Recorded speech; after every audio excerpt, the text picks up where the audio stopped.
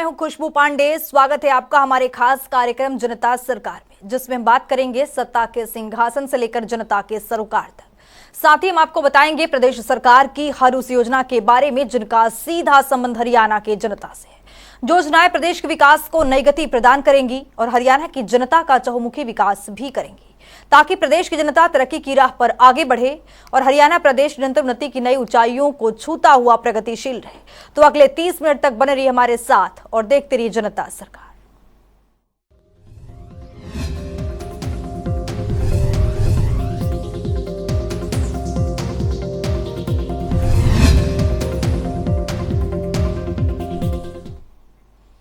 हरियाणा के मुख्यमंत्री मनोहर लाल के मार्गदर्शन में प्रदेश विकास के पथ पर आगे बढ़ रहा है। पिछले 8 सालों में हरियाणा की मनोहर सरकार ने प्रदेश की तस्वीर और तकदीर बदलने का काम किया है। इसी कड़ी में मुख्यमंत्री मनोहर लाल की ओर से सीएम विंडो की शुरुआत की गई थी, जिसके तहत प्रदेश में नागरिकों की हर एक शिकायतों का निपटान किया गया है। रिपोर्ट देखिए। हरियाणा की मनोहर सरकार के कुशल मार्गदर्शन में प्रदेश नई ऊंचाइयों को छू रहा है। मुख्यमंत्री मनोहर लाल की नीतियों के चलते ही हरियाणा देश के अग्रणी राज्यों में शुमार होता जा रहा है। मुख्यमंत्री की ओर से लागू की गई योजनाओं का लाभ प्रदेश के हर एक नागरिक को मिल रहा है। इसी कड़ी में मुख्यमंत्री मनोहर लाल की ओर से 25 दिसंबर 2014 को सुशासन दिवस पर सीएम विंडो की शुरुआत की गई थी। पिछले 8 वर्षों में लगभग 13 लाख शिकायतें सीधे मुख्यमंत्री तक पहुंचाई गई, जिसमें से अधिकतर का समाधान निर्धारित समय पर किया गया। 2014 का जो 25 दिसंबर का हमारा यानी जब हम सरकार में आए थे, उस समय पहला जो गुड गवर्नेंस डे था, ध्यान में होगा आपको, हमने ई रजिस्ट्रेशन और सीएम विंडो ये 2 चीजें शुरू की थी। सीएम विंडो का विचार क्यों आया था कि सरकार के लोगों के साथ जहां भी जाएंगे तो घेर के खड़े हो जाएंगे। अपनी शिकायत, अपना दर्द अपने एक कागज पर लिख करके देने वालों की भरमार एक बनी हुई है। और पिछले शासक हमने देखे हैं, जिनके बारे में सुनते रहे हैं कि ये कागज आते हैं और उस कागज का ढेर लग जाता है, मालूम नहीं वो कहां गया। और हमारे इस नागरिक को भी जो पीड़ित है उसको आदत लग जाती है कि कागज की वो 20-25 फोटो सेट करा लेता है। वो जो भी जाएगा, वो अधिकारी जाएगा उसको देगा, कर्मचारी जाएगा उसको दे देगा, नेता जाएगा उसको देगा। उसको लगता है कि लगे रहो कभी तो मेरी बात सुनी जाएगी। हमने कहा गलत है। उसको एक सिस्टम में उसकी शिकायत आनी चाहिए और सिस्टम में आएगी तो फिर उसकी जवाबदेही बन जाएगी। बिना सिस्टम के आएगी तो मालूम नहीं वो कागज कहां जाएगा, क्योंकि इतना सिस्टम पैराफर्नेलिया किसी भी नेता के पास भी नहीं होता। नेता के पास हजारों की संख्या में रोज कागज आते हैं, वो हजारों के हजार सिस्टम से कहीं अगर नहीं जाएंगे तो ढेर लगेगा। कोशिश की जाती है कि हम उसको कहीं ना कहीं पहुंचाएं, लेकिन वो बिना व्यवस्था के, बिना गवर्नेंस के जा नहीं पाएगा। उस ई गवर्नेंस का हमने मॉडल अपनाया कि सीएम विंडो। वहीं सीएम विंडो के लिए सभी जिला लघु सचिवालयों, उप मंडल कार्यालयों और मंत्री के कैंप ऑफिस और कार्यालयों में शिकायत लेने के लिए काउंटर खोले गए थे, जो काफी कारगर सिद्ध हुए।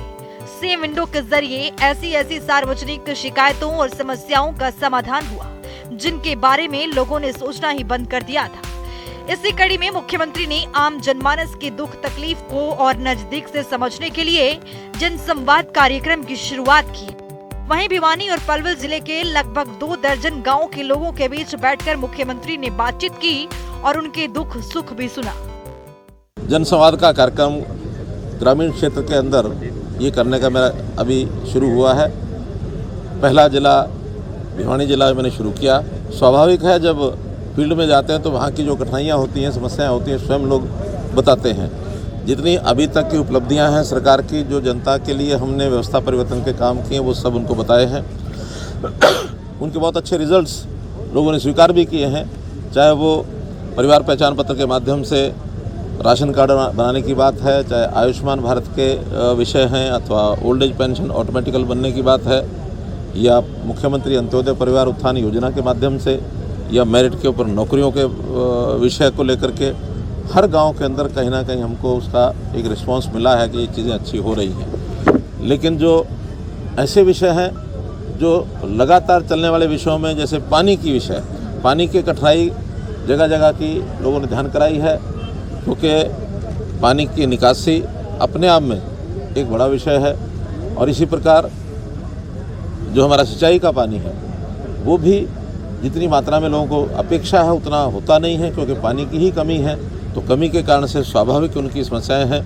लेकिन इस पानी को बचाने के लिए जो हमने मेरा परिवार जो हमने पानी के नाते से जो हमने मेरा पानी मेरी विरासत ये विषय चलाया है, ये लोगों को खूब समझ में आ रहा है कि पानी बचाने के लिए हम लोग धान की बिजाई कम करें।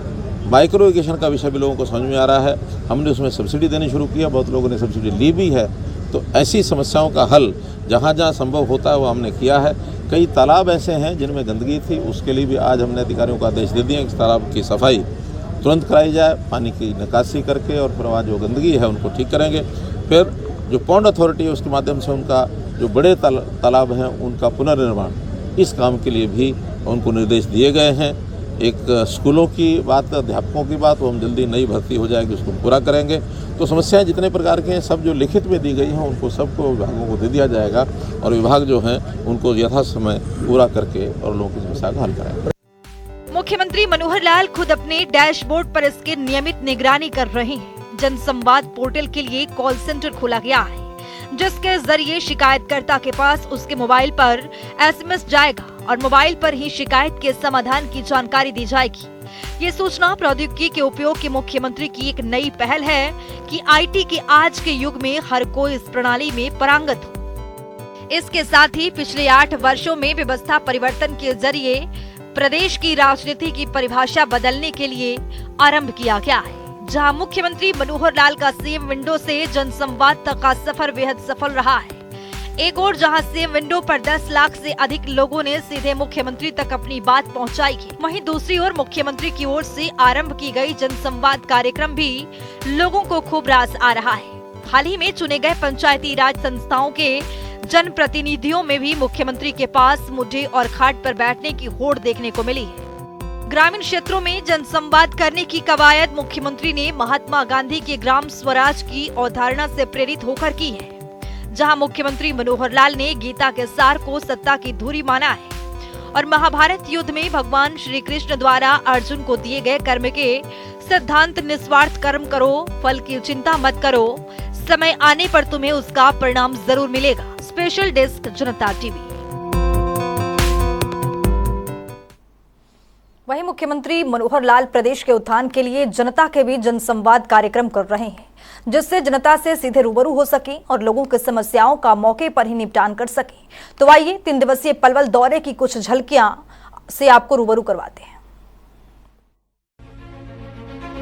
मेरा फूफा गया था जयपुर, अच्छा, अस्पताल में, वहाँ 3 लाख रुपए मांगे थे, अच्छा, तो वहाँ से चल के रेवाड़ी में वो ऑपरेशन कराया था फ्री में, आयुष्मान कार्ड, 3 लाख रुपए बच गया।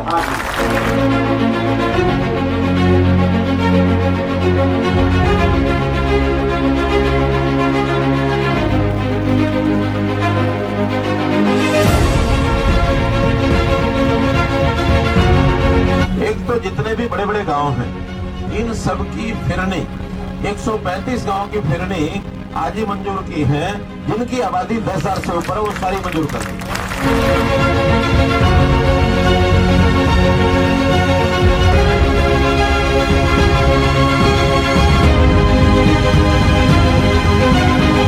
हमने अभी तक लगभग 70 कॉलेज नए खोले और शायद 70 से भी कुछ ज्यादा ही होंगे, और उसमें से भी 70%, 60% जो केवल बच्चियों के लिए, लड़कियों के लिए खोले।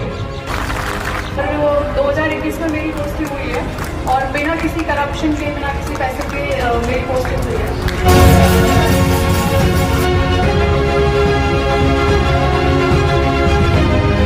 24 घंटे में से 18 घंटे काम करके और इस हरियाणा की जनता की सेवा इसलिए कर रहा हूं कि हरियाणा की जनता, ये 3.25 करोड़ लोग, ये मेरा परिवार है। अपने परिवार की सेवा करना ये मेरा धर्म है।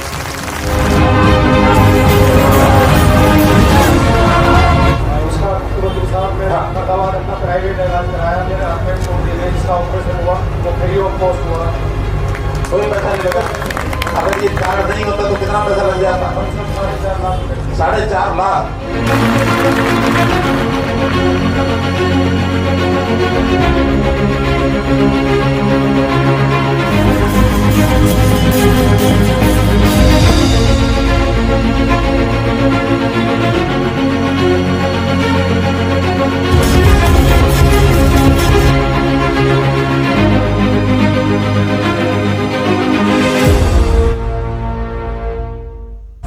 भ्रष्टाचार को जड़ से मिटाना, एक बात ये हमने अपने जिम्मे ली है।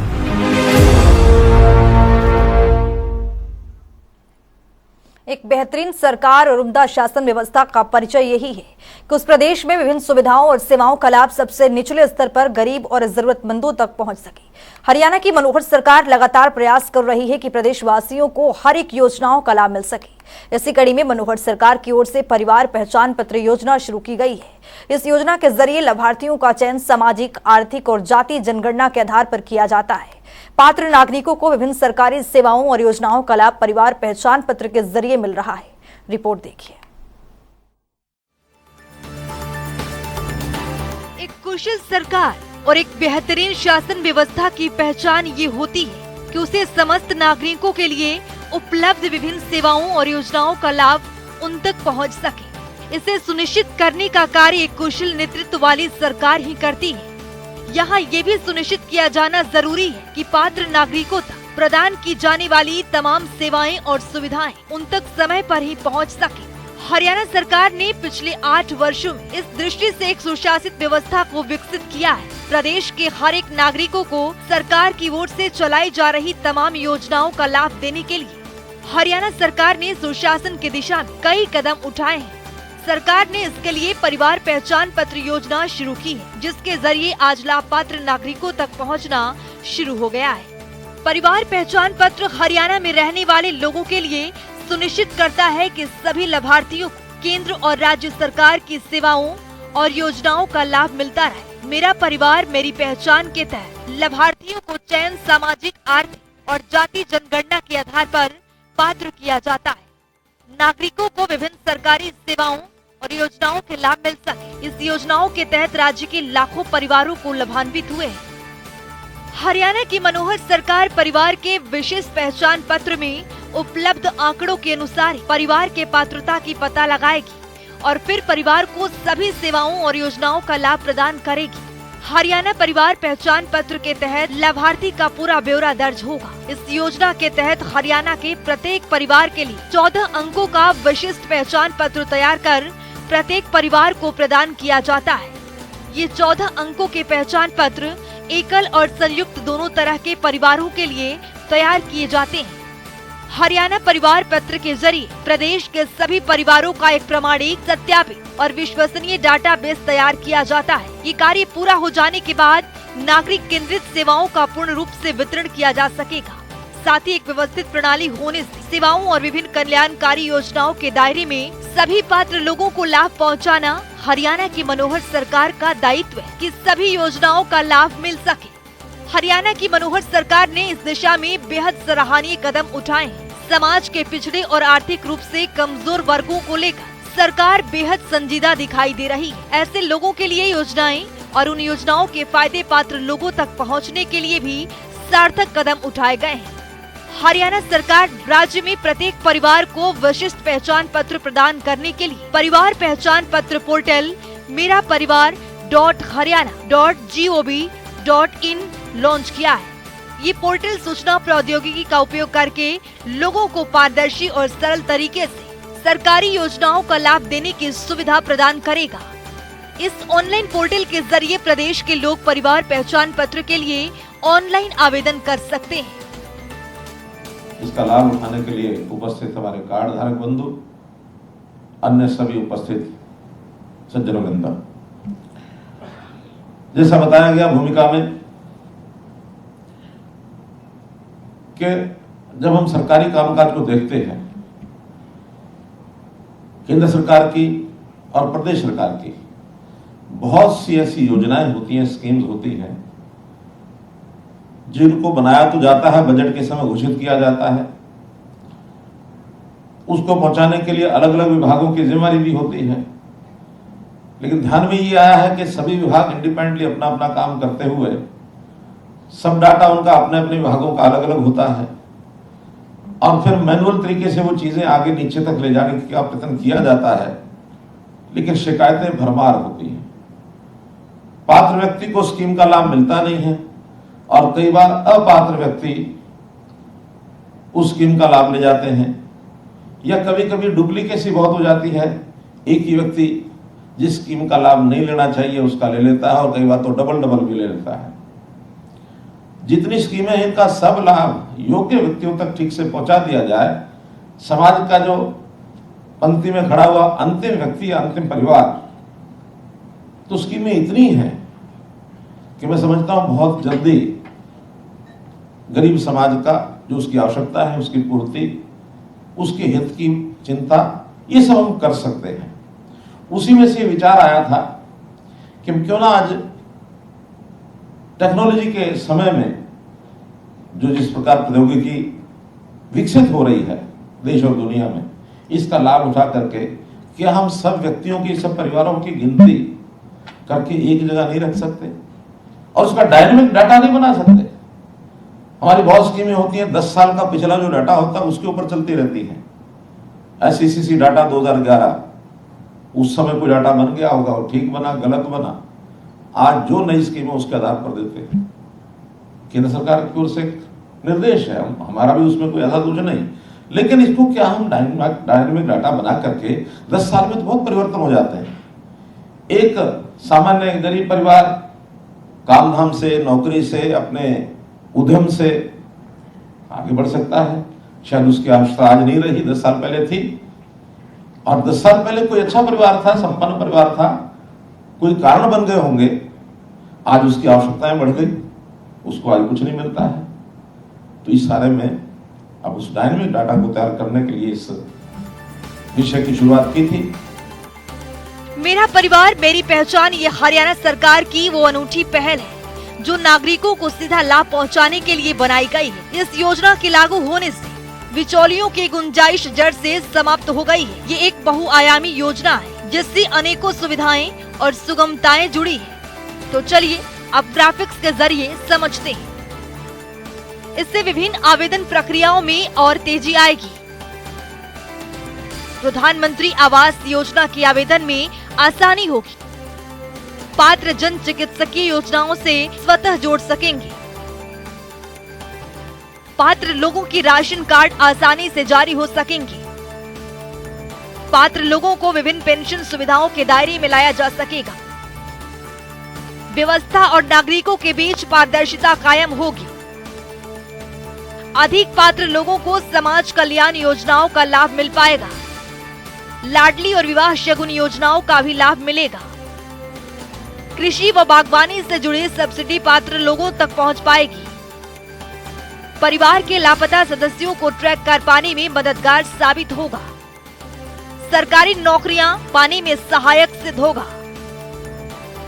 विभिन्न छात्रवृत्ति योजनाएं हासिल करने में मददगार होगा। उन सेवाओं का लाभ मिल सकेगा जिसके लिए सिर्फ प्रदेश के नागरिक ही पात्र हैं। ये सरकार की वो महत्वाकांक्षी योजना है जिससे हरियाणा प्रदेश की गवर्नेंस छवि को देश भर में ख्याति मिल रही है। इस योजना के लिए सॉफ्टवेयर तकनीक का इस्तेमाल किया गया है। इसकी मदद से आपको एक जगह बैठे हुए सारी जानकारी बेहद सरलता से उपलब्ध हो सकेगी। इसमें अगर आपको खुद से जुड़ी किसी अपलोडेड जानकारी में गलती नजर आ रही है या आप उसमें किसी तरह का बदलाव करना चाहते हैं तो आपको किसी केंद्र के चक्कर नहीं लगाने पड़ेंगे, बल्कि पोर्टल सभी जानकारियों को अपलोड कर देगा। यहाँ तक कि अगर किसी लड़की का विवाह होता है तो पोर्टल के जरिए लड़की का नाम पिता के परिवार से हटाकर पति के परिवार में जोड़ दिया जाएगा। राज्य के नागरिकों को परिवार पहचान पत्र बनवाने के लिए आवेदन करने के लिए ऑनलाइन पोर्टल की सुविधा प्रदान कर रही है। राज्य के लोग बड़े ही आसानी से घर बैठे इंटरनेट के माध्यम से परिवार पहचान पत्र के लिए ऑनलाइन आवेदन कर सकते हैं।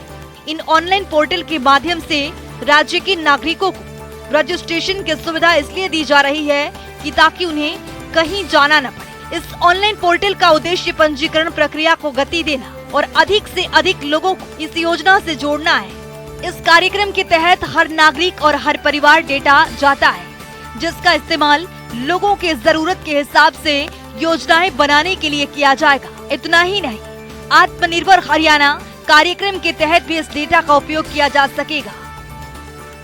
परिवार पहचान पत्र योजना में ऑनलाइन आवेदन कैसे करें? इस योजना से लाभ उठाने के लिए आवेदक को सबसे पहले परिवार पहचान पत्र योजना की ऑफिशियल वेबसाइट पर जाना होगा। ऑफिशियल वेबसाइट पर जाने के बाद आपके सामने होम पेज खुल जाएगा। इस पोर्टल पर राज्य के लोग देख सकते हैं विकलांगता, विधवा, वृद्धावस्था, पेंशन योजनाओं के लिए ऑनलाइन प्रक्रिया कैसे लागू किया जाए।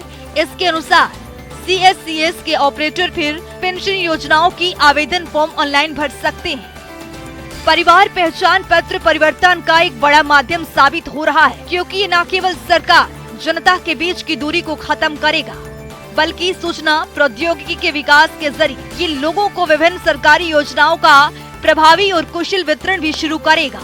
हरियाणा सरकार लगातार प्रदेश के हित में कई योजनाएं चला रही है, ताकि जनता को हर एक योजनाओं का लाभ मिल सके। ब्यूरो रिपोर्ट, जनता टीवी। तो चलिए अब जान लेते हैं कि आज के इस सवाल का विजेता कौन है।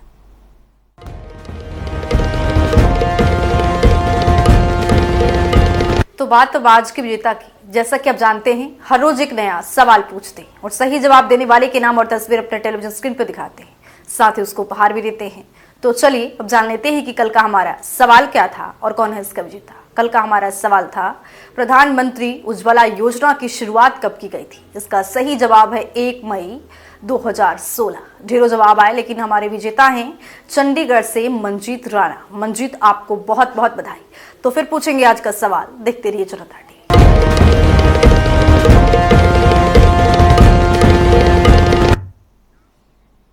तो वक्त हो गया है आज की मुलाकात का। आज की मुलाकात में हम हर दिन नए शख्सियत से आपको रूबरू कराते हैं और उनकी कार्य प्रणाली पर बारीकी से नजर डालते हैं, जानते हैं तमाम योजनाएं जो बनी है हरियाणा की जनता के लिए। तो वैसे ही शख्सियत जनता टीवी ने खास बातचीत की है। इनका नाम है सुनील दत्त यादव, जो कि नानौल से शिक्षा अधिकारी के पद पर काबिज हैं। सुनिए।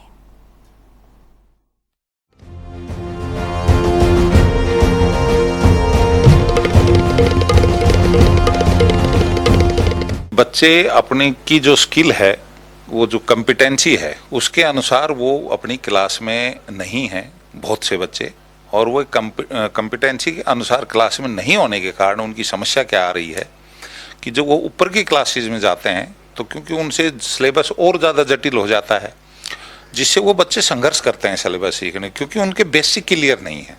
तो उसके लिए बच्चों के बेसिक क्लियर करने के लिए 1 से 3 तक विशेषकर, जिसमें भाषा का में बिल्कुल उसकी कौशल हो बच्चे की, उसके बाद मैथ में की बेसिक्स उसके बहुत क्लियर हों, ये सारा बच्चे को कॉम्पिटेंसी उस बच्चे में हो, ये पैदा करने के लिए सरकार ने निपुण योजना चलाई, जो कि नई शिक्षा नीति का भी एक हिस्सा है, और उसी के तहत ये सारा कार्यक्रम किया जा रहा है।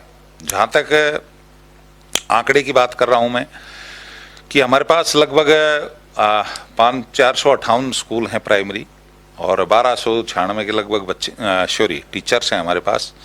इन सभी की निपुण के तहत और इनके तहत इनकी 1 से 3 तक की करवाई थी पहले ट्रेनिंग। 3 फेज में सभी टीचर्स की ट्रेनिंग करवाई जा चुकी है, जिसमें टीचर को सिखाया गया कि बच्चे में ये कॉम्पिटेंसी कैसे उत्पन्न की जाए और किस क्लास के बच्चे की कितनी कम से कम कॉम्पिटेंसी होनी ही चाहिए। और साथ में ये भी बताया कि जो स्किल पासबुक है बिल्कुल बच्चे की कॉम्पिटेंसी के अकॉर्डिंग हो, इस पर विशेष जोर दिया गया है। कि कई बार टीचर ऐसे ही भर देता है, जबकि उनको हम क्रॉस चेक करके जाते हैं स्कूल में, तो वो कॉम्पिटेंसी के अकॉर्डिंग उसकी स्कूल की स्किल पासबुक नहीं मिलती है। तो उसमें भी हमने विशेष जोर दिया है अब की बार हर हालत में, क्योंकि हम क्रॉस चेक करेंगे। हमारा इसमें तीसरे पायदान पर है पूरे हरियाणा में, और हमारे पास लगभग 1 से 5 तक 25,000 बच्चा है। उन सभी की, जैसे कि हम 3 तक की बात करें तो हमारे पास लगभग 16,000 बच्चा है, 15,000 के लगभग समथिंग बच्चा है। तो उन बच्चों के ऊपर ही विशेष जो है ना अब की बार ध्यान दिया जा रहा है, और हम पूरी कोशिश करेंगे कि बच्चे का जो भी हो, पाठन का हो, लेखन का हो, विशेषकर बच्चा जब पाठन और लेखन में ही कमजोर हो जाता है या वो कॉम्पिटेंसी क्लास कॉम्पिटेंस के अनुसार नहीं जाता, तो उसके बाद उसकी स्कूल से भागना शुरू करता है, फ्लुएंसी की प्रॉब्लम आती है, उसके बाद जो है ना बच्चा पढ़ाई छोड़ देता है। तो ये ना हो, इसके लिए हमने पूरा जोर लगा रखा है।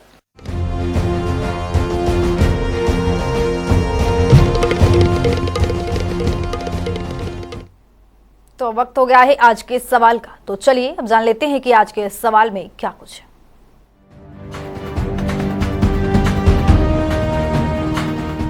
हर रोज की तरह हाजिर हूं आज का सवाल लेकर। जैसा कि आप जानते हैं, हर रोज एक नया सवाल पूछते हैं और सही जवाब देने वाले के नाम और तस्वीर अपने टेलीविजन स्क्रीन पर दिखाते हैं, साथ ही उसको उपहार भी देते हैं। तो चलिए हम नजर डालते हैं आज के सवाल पर। मुख्यमंत्री दुग्ध उपहार योजना का शुभारंभ कब किया गया था? ए 4 अगस्त 2021, बी 5 अगस्त 2020, सी 6 अगस्त 2022, डी 8 अगस्त 2019। तो दीजिए सही जवाब और बनिए विजेता।